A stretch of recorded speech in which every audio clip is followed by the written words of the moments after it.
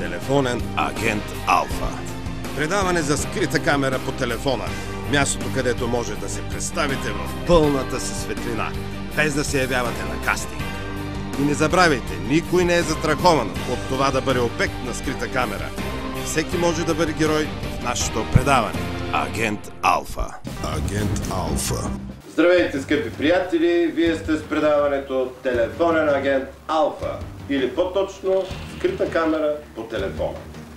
Днес в нашето предаване, както стана традиция по заявка от вас, жертва е бесарабският българин Еди.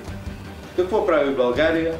Къде му се случват тези неща? Ще разберете, ако гледате нашето предаване. Приятно гледане! И не забравяйте, на нашия имейл адрес поръчвайте скрита камера на ваши приятели, на ваши познати, а аз и моят екип ще се постараем това да стане забавно и да се веселим заедно. Приятно гледане! Агент Алфа. Уважаеми зрители, днес обекта на скрита камера е Едуард Кара. Поръчителят на скрита камера е Цонко Костов. Агент Алфа. Ало? Да. Добър ден. Добър ден.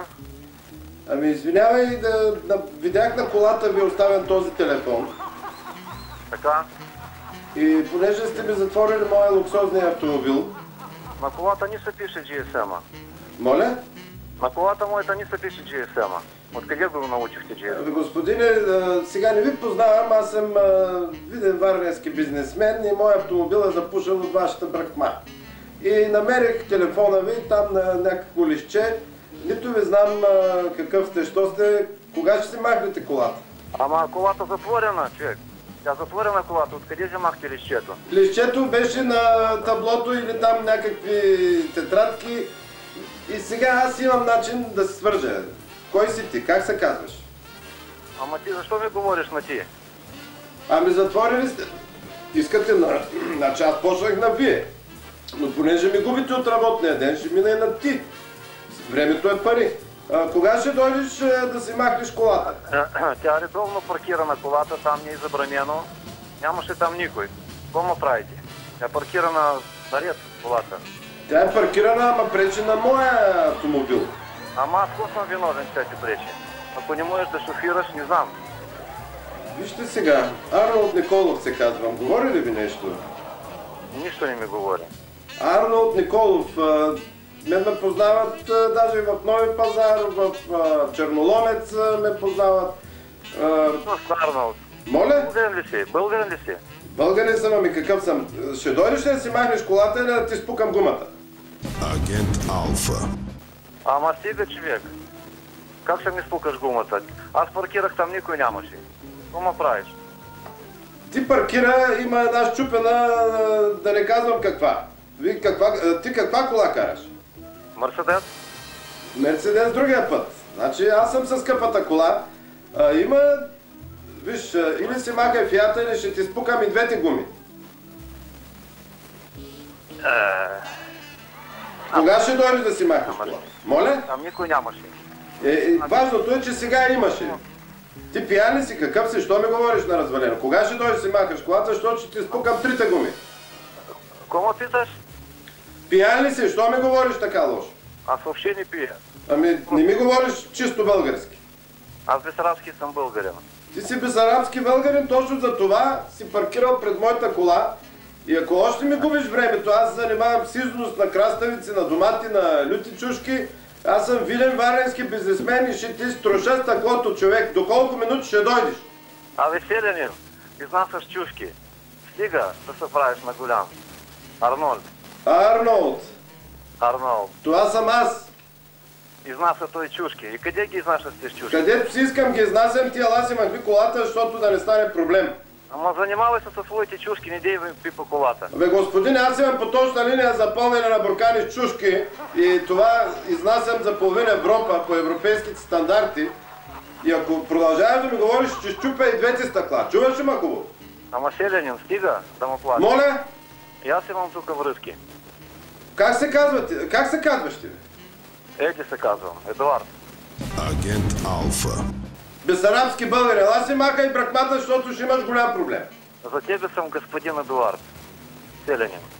Аз ли съм селянин? Ама изнасяш чушки. Кой изнася чушки? Моля? Първи ми. Какво като изнасям чушки, бе? Аз карам най-скъпата кола във Варна. Ела си махни колата, защото ще пратя хора и ще я преместим и ще стане на хармоника тая кола. И каква кола караш скъпа? На колко тя скъпа? И аз да ga начупа после. Да намира човек. Варна 1694 PH, ваша кола ли е? Моята. Ела си махни бракмата, защото аз да не дойда. И къде ще дойдеш? Къде ще дойда? Ти нали ще дойдеш си вземеш колата, знаеш ли? Само на чушки ще ми станеш. Аз се представя като възпитан човек, казвам, пречи ми колата, не мога да изляза, бързам, имам важна среща. Вижте колко часа стана, 15 минути ми губите от времето. Ама къв си възпитан, че искаш да ми спукаш гумите? Аз ще ти щупя и предното стъкло. Чуваш ли ме добре? След 2 часа ще дойда, след 2 часа. След 2 часа от колата ти ще остане само волана, да знаеш, еди ли си, какъв си, бесарабски. Арабин ли си, какъв си? Нямаме нищо общо с арабите. Разбираш? Къде си ти веднага да дойда? Аз съм в Механа Чичура.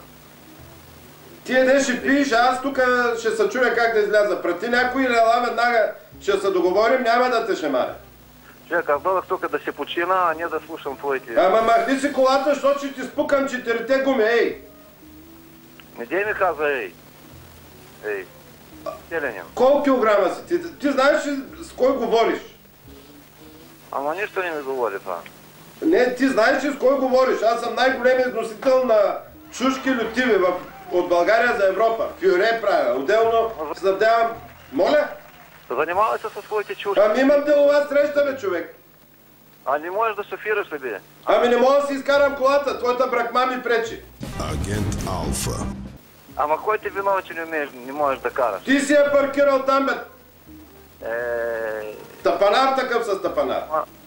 Ама не дей ма идосва. Аз и да не те ядосвам. Кажи къде си да дойда, къде тая механалия какво е? Да съм дърваните. Чичура, долу. На 200 метра ми е колата, айде ела си я махни. Механа Чичура, ела насам. Аз да дойда. Да се оправим. Да, ела ти, да те видя селянин. Аз ли съм селянин, бе, простак такъв. Селянин си селянин. Аз? Такива думи, да, селянин си не може. Ела си махни колата, защото ще ти напукам гумите, чуваш ли? Ама стига да ме плашаш, бе, човек. Какво да те плаша, бе? Ти участваш в скрита камера, бе. Каква скрита камера? Тъй, скрихме я между чушките. Какви чушки? Няма тук чушки. Лютиви, аз ги изнасям за цяла Европа и това е скрита камера по телефона. Ама няма нигде камера тук. А познаваш ли един твой приятел Цонко Костов? Да, Цонко ми приятел и... В момента си жертва и обект на скрита камера на предаването телефонен агент Алфа. Ай, стига. Стига, няма, не се притеснявай, колата не ми пречи. И няма да ти напукам гумите, ама наистина много ме е доста. Агент Алфа. Ти вече знаеш и кой ти направи номера. Сега ще го извикаме. Здравейте, може ли да си поръчаме нещо? Да, всичко е възможно. Ще ги предлагате ли? Абсолютно, всякакви скрити камери и така нататък. Голям сюрприз. Ние стояхме през цялото време с него вътре и наблюдавахме твоите реакции. Много е приятна обстановката тук и страшно много се забавлявахме. Вие отдавна ли се познавате? Ами от скоро време се познаваме, но той е един мой постоянен клиент, който води руснаци и е много добър, усмихнат човек, но аз реших да се пошегувам с него и да му направя скрита камера по телефона. Надявам се... По-руски става, руснаците обичат такива майтапи, такива шеги, такива номера. А надявам се, че ти не си сърдит. Не съм сърдит, не. Когато ми казаха, че това е Цонко, вече разбраха. Ама иначе, то селянин с тези люти чушки паркира люксозна кола, не може да шофира, не може да паркира. Не знам какво станало и малко се поедосвах. Този селянин в кавички е моя приятел и колега Стефан. Това е агент Алфа, който ти направи тази скрита камера. Надявам се, че не си бил толкова ядосан и си се забавлявал поне малко. Аз лично много се забавлявах, особено в тази приятна обстановка. Кажи ни нещо повече, как си прекарвате времето тук? Повечето от времето минава в работа, в отношения с хората, естествено позитивни, в много работа, но няма как. Нека работа да има, това е хубаво. Аз имам едно предложение за теб. Готов ли си да отвърнем ноудъра и да направим и на него една скрита камера? Малко по-нататък. И аз съм готов. И аз съм готов. Задължително. И аз съм готов и мисля, че ще има голям ефект. Задължително. Аз вече имам опит, знам. Ще направим така, че да не разбере. Надявам се да успеем. Да, познавам хората, ама само да искам да го видя този селянин. След малко ще имаме това удоволствие. Надявам се, Този селянин, дето люти чушки произвежда и изнася от България. скъпи приятели, това беше нашата скрита камера за днес. Ние продължаваме да си хапваме сладко тук, а вече е време и за вечерното питие, така че довиждане от нас. Агент Алфа. Агент Алфа.